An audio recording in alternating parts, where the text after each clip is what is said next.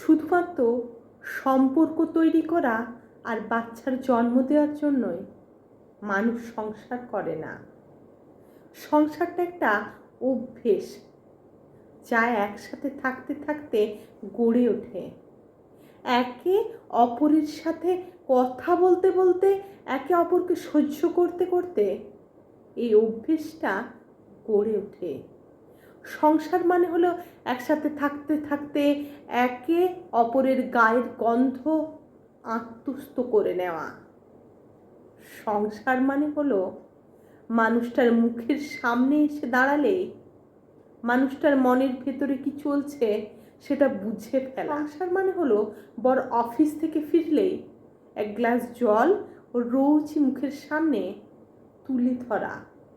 সংসার মানে হলো ছেঁড়া বোতাম সেলাই করতে করতে নিজেদের ভেতরে ভুল বোঝাবুঝিগুলোকে মাঝে মধ্যে সেলাই করে নেওয়া।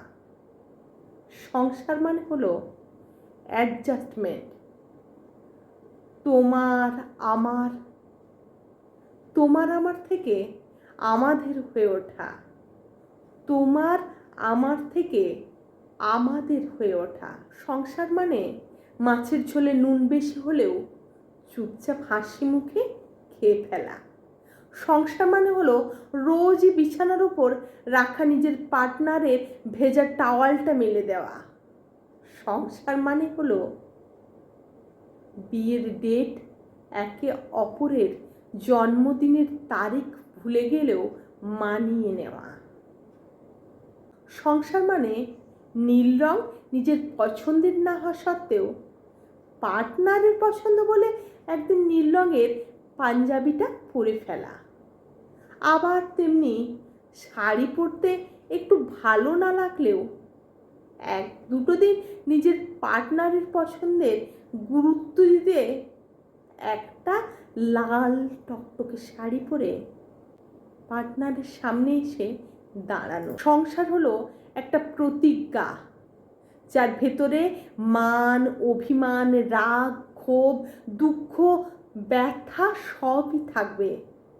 কিন্তু দিনের শেষে একে অপরের মুখের সামনে ভাতের থালা তুলে দেওয়ার প্রতিজ্ঞাটা একে অপরকে করতে হবে। সংসার মানে হলো মাসের শেষে টাকা পয়সার হিসাব করতে করতে একটা দীর্ঘ নিঃশ্বাস ফেলে স্ত্রীকে জড়িয়ে ধরা।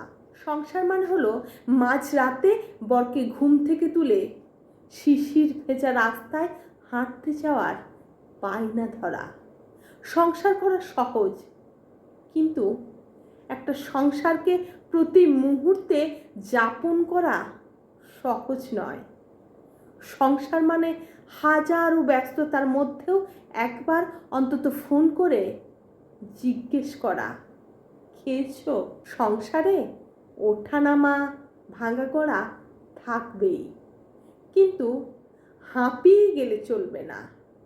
একে অপরকে মানিয়ে নিতে হবে, একে অপরের সমস্যায় পাশে থাকতে হবে, একে অপরকে সাহস জোগাতে হবে।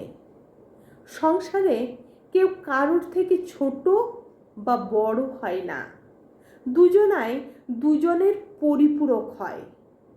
তাই সংসার করতে গেলে একে অপরকে সম্মান ও শ্রদ্ধা করা বড্ড জরুরি।